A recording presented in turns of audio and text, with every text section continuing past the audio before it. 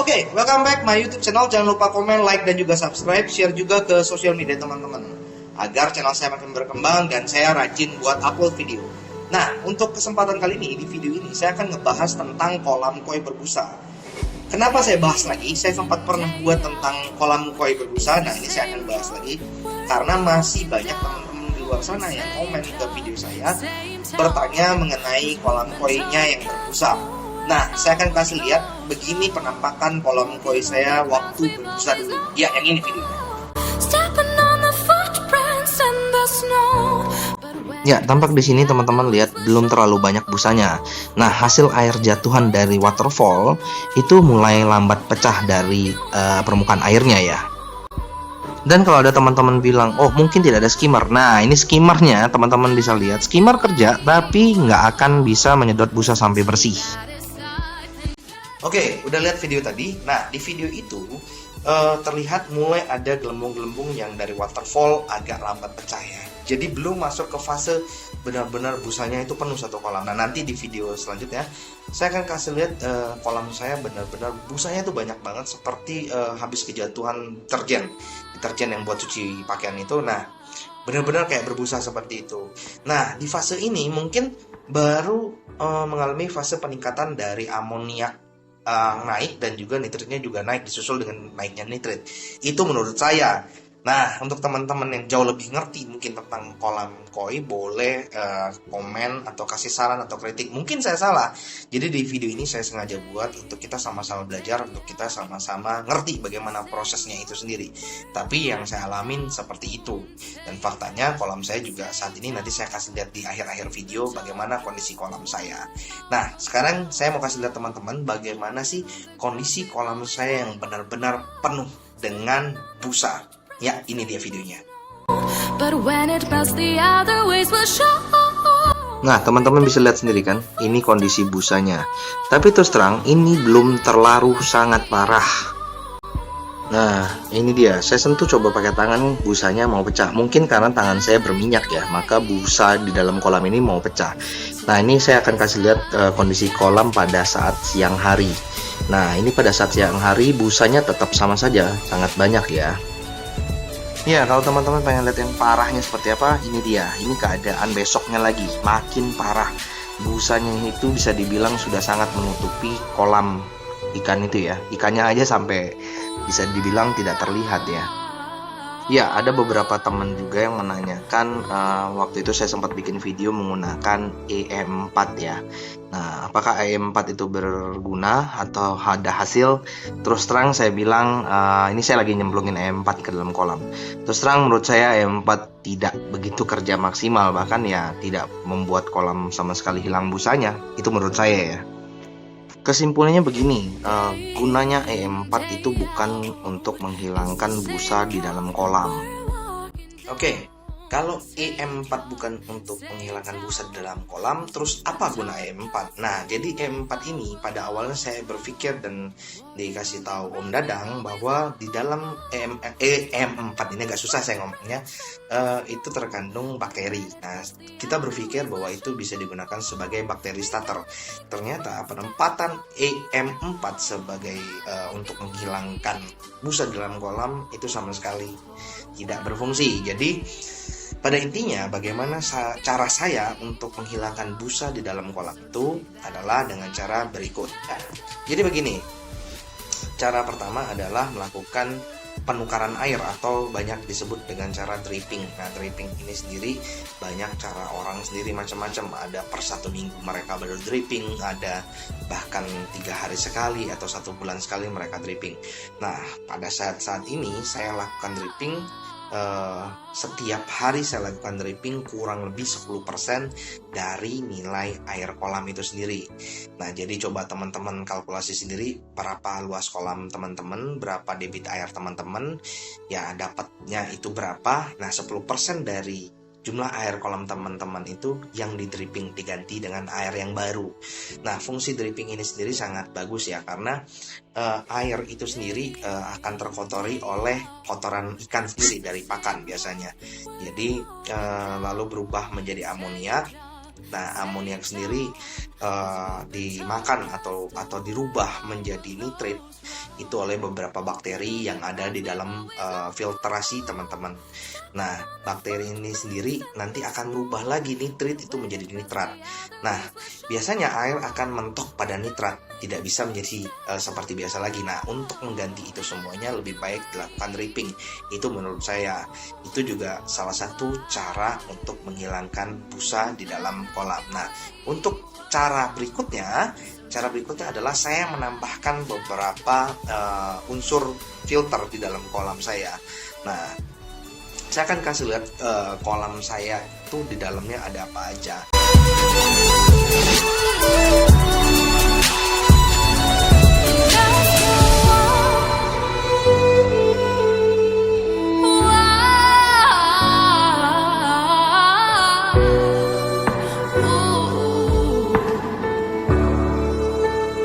Ya, nah teman-teman tadi sudah lihat keadaan chamber di dalam kolam saya. Nah, di dalam chamber itu tadi ada 4 chamber. Chamber pertama, kedua, ketiga, dan keempat.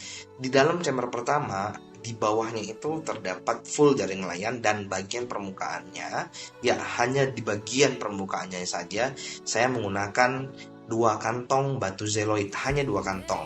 Nah, pada awalnya filtrasi berjalan dalam kolam saya tidak memasukkan batu zeoloid ke dalam filter. Kenapa? Saya mempunyai alasannya. Jadi alasannya karena ikan saya masih baru, takut stres dan sebagainya. Saya lebih prefer untuk memasukkan garam ke dalam kolam saya, karena konon katanya garam itu dapat membuat ikan tidak stres di dalam kolam. Nah, karena sifat batu zeoloid tadi, apabila terkena garam maka batu zeoloid akan melepaskan kembali racunnya. Dia akan merilis kembali racun yang diserap oleh batu zeoloid itu sendiri. Nah, ternyata setelah kolam saya running beberapa lama, muncullah banyak sekali busa di dalam kolam. Saya tanya ke sini ke sana, jawabannya juga ya mereka mengalami fase yang sama. Tapi jujur saya akhirnya mengambil keputusan untuk memasukkan sejumlah batu zeoloid ke dalam filter kolam saya.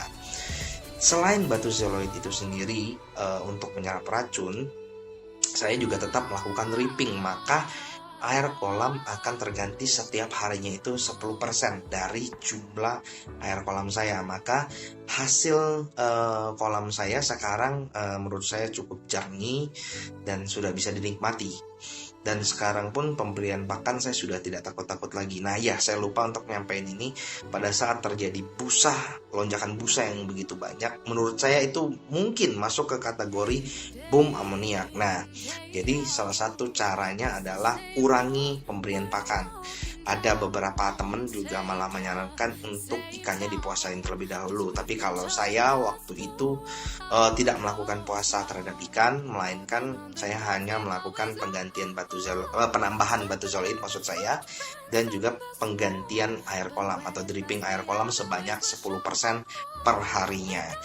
Nah, jadi menurut saya filter kolam saya yang pertama sudah cukup mumpuni, dan filter kedua, di dalam filter kedua itu terisi arang, ya, arang aktif atau karbon aktif, dan di atas sekali saya kasih lagi tumpukan jaring nelayan.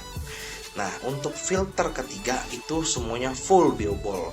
Saya menggunakan biobol itu lumayan banyak, saya juga nggak ingat pastinya karena saya lumayan banyak habisin spend dana untuk beli biobol, karena itu chamber ketiga saya alokasikan full untuk rumah bakteri.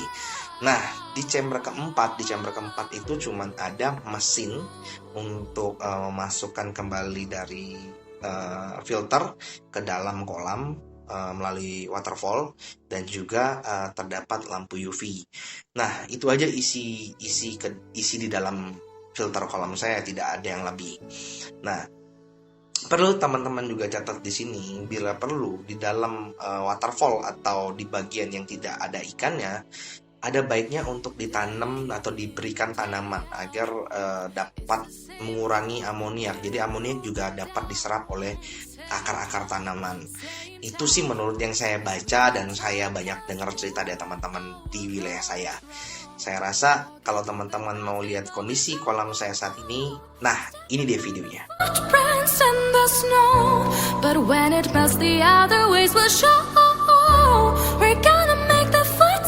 On our own, that life can wait.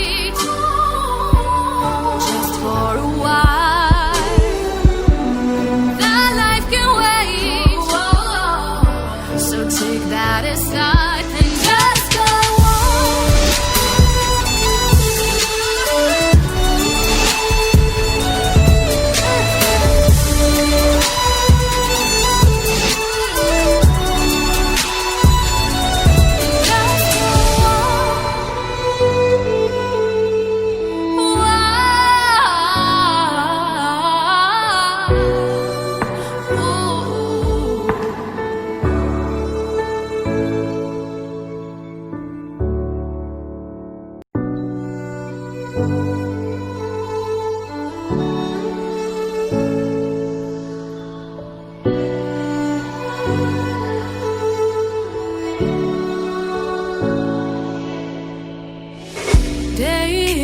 in, day out, it's the same road we're walking down. Same job, same town, 'cause we've been told that's the way our world goes round.